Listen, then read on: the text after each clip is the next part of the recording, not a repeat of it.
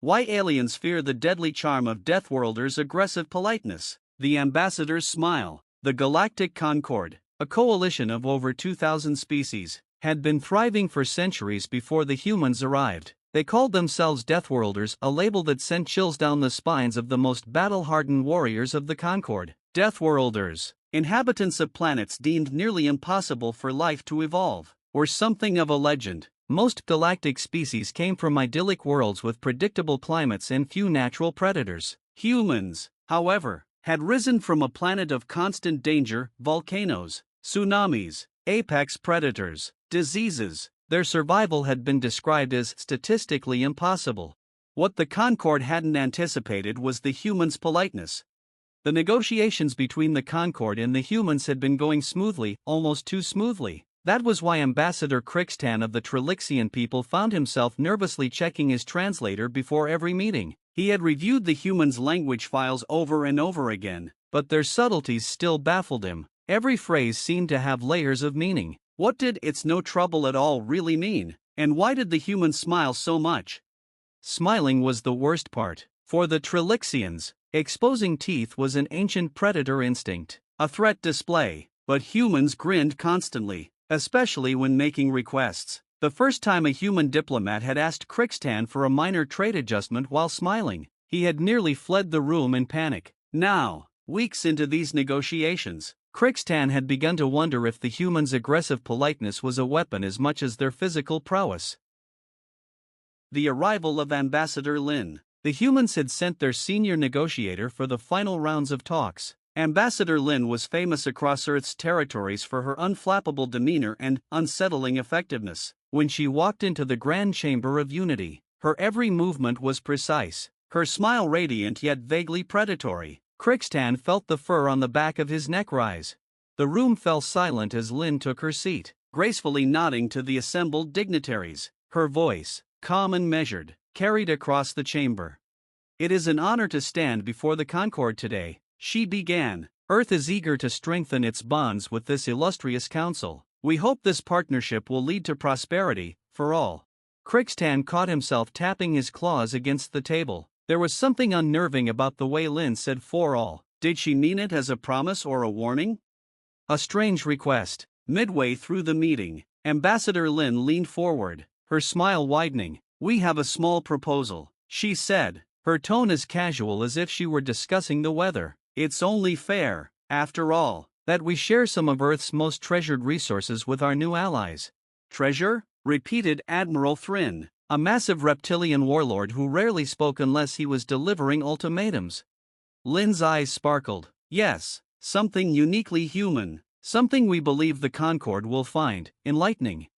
The chamber buzzed with speculation. What could the humans possibly offer that they thought the Concord lacked? Crixtan's claws itched against the polished stone table.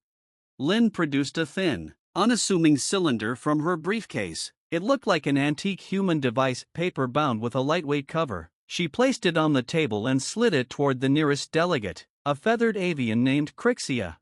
Crixia hesitated, then opened the first page. Her feathers ruffled almost immediately. What is this?" Lin's smile widened. "Ah, that's a collection of Earth's diplomatic histories. It's called a handbook, a guide, if you will, to understanding how we handle negotiations." Crixia's talons trembled as she handed the book to Crixtan. He flipped through it, his wide eyes scanning the text. It contained page after page of compliments, directions for delivering them, tips for maximizing sincerity or, terrifyingly, the appearance of sincerity. The final chapter outlined the phenomenon called the favor trap. Crixtan froze. The book described a chillingly effective strategy: offer small, seemingly innocent acts of generosity, escalating until the other party felt obligated to reciprocate tenfold. The first spike. Crixtan stood, his voice shaky. "Ambassador Lin, this handbook, is this truly how humans negotiate?" Lin tilted her head, her expression the picture of innocence. "Of course, we believe in fostering mutual respect." Crixtan's mind raced. This was no act of goodwill. It was a manual for psychological warfare. He realized, with a sinking feeling, that the humans weren't just adept at surviving physical threats, they were masters of weaponizing social constructs. Their politeness was a veneer, carefully crafted to disarm, manipulate, and dominate. The room erupted into whispers. Crixtan glanced at Lynn, who was sipping water, her calm demeanor untouched by the chaos she had unleashed. For the first time in his life, Crixtan felt a strange and unfamiliar emotion, fear not of brute force, but of the human's deadly charm.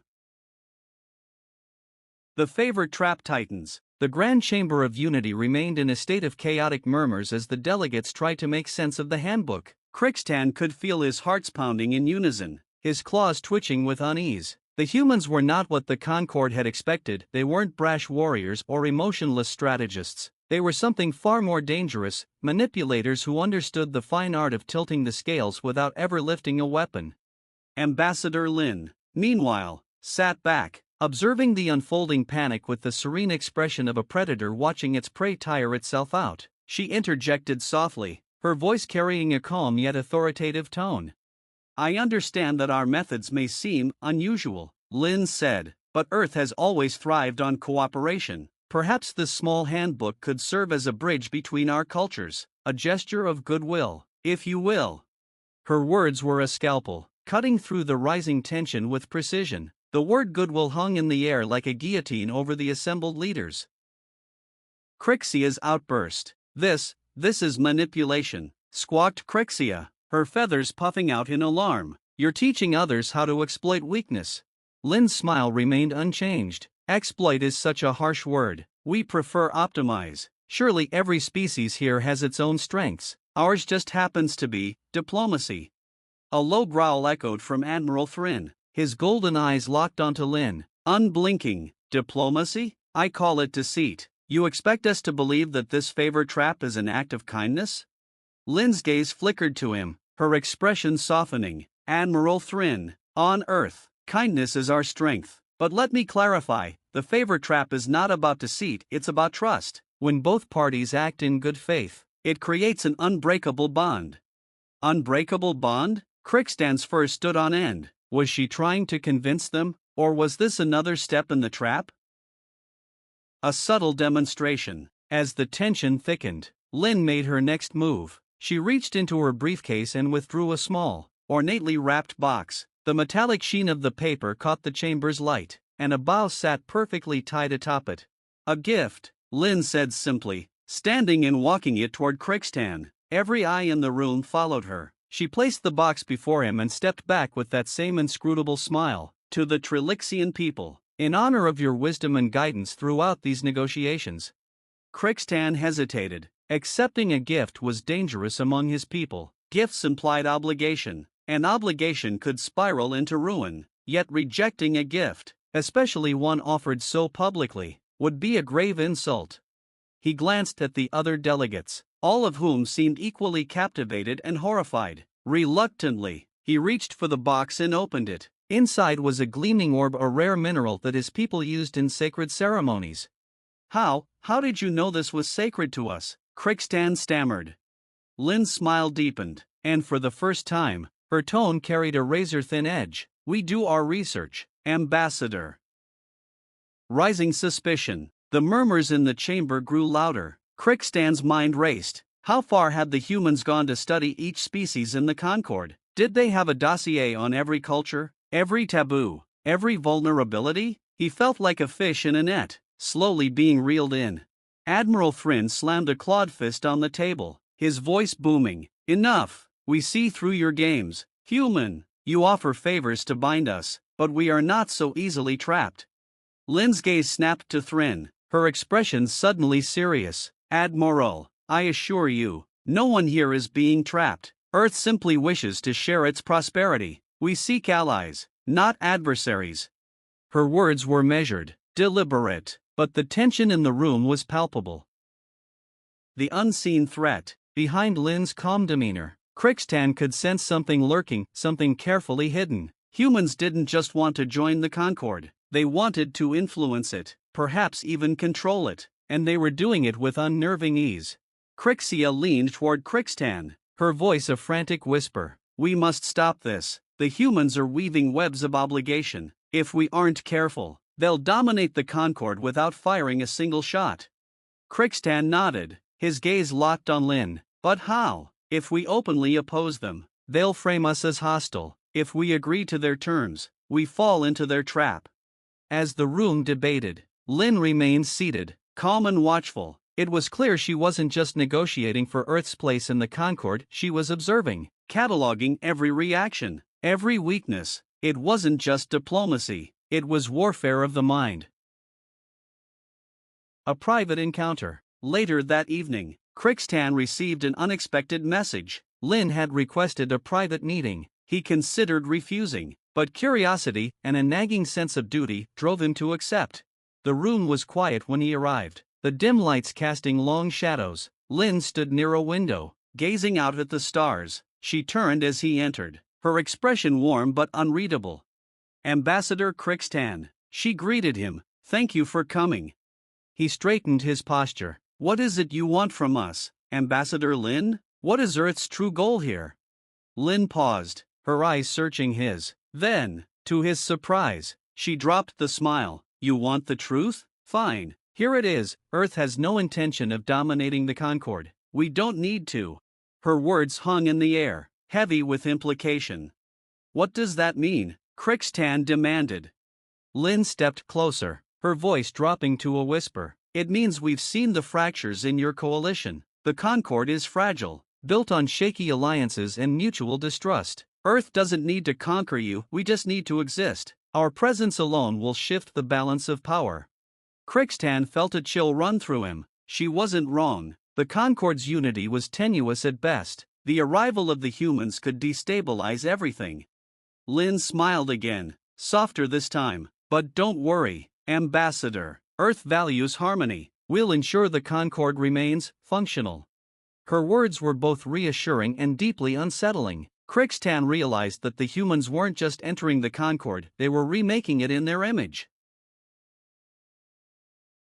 A web of shadows. Crixtan left the private meeting with Ambassador Lynn feeling as though he'd been outmaneuvered in a game he hadn't even realized he was playing. Her words echoed in his mind, "Our presence alone will shift the balance of power." She wasn't just confident, she was certain. The corridors of the Galactic Concord's main station were dim and quiet at this hour, the usual bustle of dignitaries replaced by the soft hum of the station's life support systems. Crixtan's claws clicked against the polished floor as he made his way back to his quarters, his thoughts racing. Humans weren't here to dominate outright, but that made them even more dangerous. They had no need to conquer, they only had to exist and let the chaos unfold around them. Their smiles, their favors, their carefully chosen words, they were all tools in a masterful game of influence, and the Concord's fragile unity might not survive it. A secret meeting. Crixtan didn't return to his quarters. Instead, he sent a discreet message to Crixia and Admiral Thrin, asking them to meet him in one of the station's secure conference rooms. He needed allies, species who could see through the humans' charm and understand the danger they posed. Crixia arrived first, her feathers still ruffled from the day's events. "What is this about, Crixtan?" she asked, her voice hushed. "Another human trick?" Admiral Thrin entered moments later, his massive frame nearly filling the doorway. "This had better be important. Trilixian, I'm in no mood for games."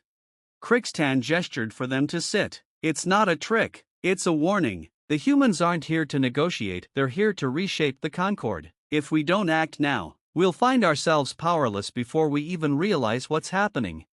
Crixia tilted her head, her golden eyes narrowing. "And what do you suggest we do? Declare war? That would only prove them right about our so-called distrust." Thrin growled low in his throat. "War isn't the answer, but neither is sitting idly by while they weave their web." Crixtan leaned forward, his voice urgent. "We need to unite the factions most at risk, those who will lose the most if the humans gain too much influence. If we can form a coalition within the Concord, we can counter their strategies." Crixia frowned. "And if they discover our plans? You saw how easily they disarmed us with their kindness. They'll paint us as aggressors and strengthen their own position." Crixtan hesitated. She was right. The humans' greatest weapon wasn't their strength or their technology, it was their ability to control the narrative. If they were going to fight back, They would need to be as subtle and cunning as the humans themselves. A calculated test. The next day, Crixtan, Crixia, and Thrin set their plan in motion. The first step was simple: test the humans' limits. Crixtan arranged a meeting with Lin under the pretext of discussing trade logistics. He brought Crixia along as a cultural advisor, though her real purpose was to observe Lin's reactions. Lin greeted them warmly, as always, her smile as sharp and disarming as ever. The discussion began smoothly, with Lin effortlessly addressing their concerns and offering solutions that seemed almost too generous. But Crixtan had prepared a subtle trap of his own. "Our people value reciprocity above all else," he said, his tone casual. "In the spirit of partnership, we would like to share one of our sacred rituals with you, a gesture of mutual respect." Lin's smile faltered for the briefest moment, a flicker of uncertainty crossing her face. It was gone so quickly that Crixtan wondered if he'd imagined it. "That's a lovely idea, Ambassador," she said. "What sort of ritual do you have in mind?" Crixtan's claws tightened under the table. The ritual he had in mind was harmless for Trilixians but deeply uncomfortable for species unaccustomed to their physiology. It involved a shared meal prepared with a rare herb that induced mild hallucinations, an experience meant to symbolize trust and vulnerability. Lin's hesitation was almost imperceptible, but it was there. She recovered quickly, nodding graciously. "Of course, I would be honored to participate." Crixia leaned in, her feathers fluffed with anticipation. "It is a challenging experience, Ambassador Lin. Are you certain you're prepared?" Lin's smile never wavered. "I wouldn't dream of offending your culture by refusing." The unraveling begins. The ritual took place that evening in a private dining hall. Crixtan and Crixia arrived early, ensuring everything was prepared according to tradition. When Lin arrived, she was accompanied by 2 human aides, both wearing the same practiced expressions of politeness. The meal began simply enough, with small talk and pleasantries, but as the ritual progressed, the effects of the herb became apparent. Lin's composure remained intact, but her aides began to show signs of discomfort: sweaty brows, darting eyes, nervous laughter. Crixtan watched Lin closely, searching for cracks in her facade. She maintained her grace, even as the hallucinations began, but then she said something that caught him off guard. "You know," she murmured, her voice soft, "this reminds me of a tradition from my own people. We call it the long game. It's a test of patience and endurance, of who can maintain control the longest." Crixtan's fur bristled. She wasn't just enduring the ritual, she was weaponizing it, turning the experience into another subtle demonstration of human resilience. The realization struck him like a blow. The humans were always playing the long game, even in situations designed to unsettle them. A new plan. After the ritual ended, Crixtan reconvened with Crixia and Thrin. He could see the unease in their expressions. They had seen what he had seen. "They're unshakable," Crixia admitted, her feathers drooping. "Even when we try to push them, they find a way to turn it to their advantage."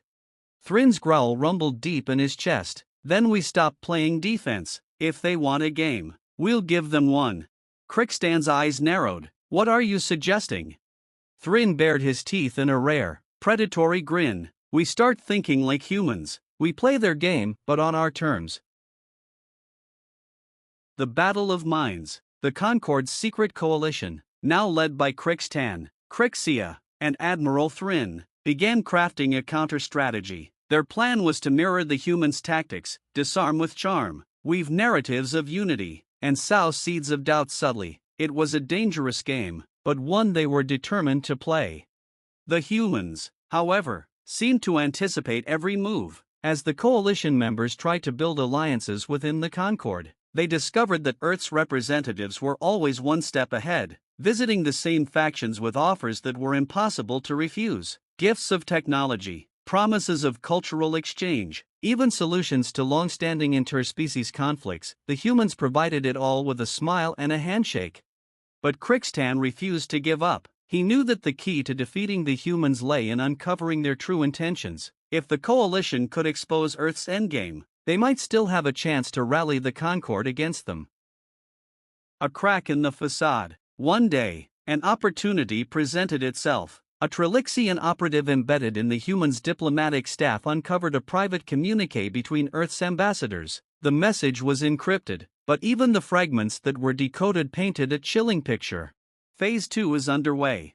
The fractures in their unity are widening. Ensure all key factions remain dependent on Earth's goodwill. Crixtan shared the evidence with Crixia and Thrin. It confirmed their worst fears. The humans weren't just seeking a seat at the table, they were actively destabilizing the Concord to position themselves as the linchpin of galactic unity. Without Earth, the coalition would crumble. This proves it, Thrin growled, his claws scraping against the table. They're tearing us apart from the inside. But how do we expose them? Crixia asked. If we accuse them outright, they'll spin it as paranoia. The other factions will rally to their side.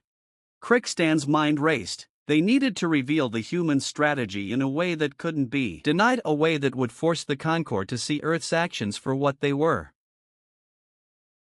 The Concord Assembly. The perfect opportunity came during the next full assembly of the Concord, where all member species gathered to discuss major policy decisions. The humans had proposed a sweeping trade agreement that would grant Earth control over key resource distribution networks. On the surface, it seemed like a generous offer. Earth would bear the logistical burden, freeing up the Concord to focus on governance. But Crixtan saw it for what it was, a bid for dominance. As the assembly began, Lynn took the floor, her presence commanding as ever. Honored delegates, she began, her voice warm and sincere. Earth stands ready to shoulder this responsibility for the good of the Concord. Together, we can create a future of unparalleled prosperity. The chamber erupted in applause. Crixtan's heart sank. The humans had woven their charms so deeply into the Concord's fabric that even their boldest power plays were welcomed with open arms. But then, it was Crixtan's turn to speak. The unveiling, Ambassador Lin, Crixtan said, his tone measured. Your proposal is indeed generous, but I wonder, how does Earth plan to ensure that no faction becomes dependent on its goodwill? Lin's smile flickered. Just for a moment. We believe in mutual cooperation, Ambassador. Dependence is not our goal. Is that so? Crixtan pressed, his voice rising slightly. Then perhaps you can explain this. He held up a datapad, projecting the decrypted fragments of Earth's communique onto the chamber's central display. Gasps echoed through the room as the delegates read the damning words. Lin's expression remained calm, but Crixtan noticed a subtle tightening around her eyes. These messages suggest otherwise, Crixtan continued. They reveal a calculated effort to destabilize the Concord, ensuring that Earth becomes indispensable. Is this what you call cooperation? Lin stepped forward, her voice steady. Ambassador, I understand how this might look, but I assure you, these messages have been taken out of context. Then provide the full context, Crixia interjected, her feathers bristling. Let us see the entirety of Earth's communications. Lin hesitated, a brief pause, but enough to send a ripple of doubt through the room. The turning point, the chamber descended into chaos. Delegates demanded answers, their trust in Earth's intentions now shaken. Lin attempted to regain control, but the humans' carefully constructed facade was cracking under the weight of scrutiny. Admiral Thrin seized the moment. This is why we must proceed with caution, he roared. The Concord's strength lies in its unity, not in dependence on a single species. We cannot allow Earth to dictate our future. For the first time, Lin's composure wavered. She glanced at her aides, who looked equally uncertain. The humans had underestimated the coalition's resolve. The final move. Over the following weeks, the Concord suspended Earth's trade agreement and launched an independent investigation into the humans' actions. The coalition worked tirelessly to rebuild trust among the factions, emphasizing shared values and mutual respect. Slowly but surely, the cracks in the Concord's unity began to mend. As for Earth, the humans adapted with characteristic resilience. They shifted their approach, focusing on smaller, more genuine partnerships rather than grand, sweeping gestures. The Concord remained wary, but the humans' charm no longer held the same sway. Epilogue, a lesson learned. Crixtan stood on the observation deck of the Concord's main station, gazing out at the stars. Crixia joined him, her feathers sleek and calm. They'll try again, she said softly. Humans don't give up easily. Crixtan nodded. But we'll be ready. They may be cunning, but they're not invincible. The Concord is stronger than they realized. Far away, on Earth, Ambassador Lin sat at her desk, reviewing reports from her staff. A faint smile played on her lips. The humans had lost this round, but the game was far from over. Adapt and survive, she murmured to herself. It's what we've always done. And so, the dance of diplomacy continued, each side sharpening its strategies, knowing that the battle for influence was only beginning. In the vast expanse of the galaxy, the human's charm remained as deadly as ever, but now, the Concord was no longer blind to its power.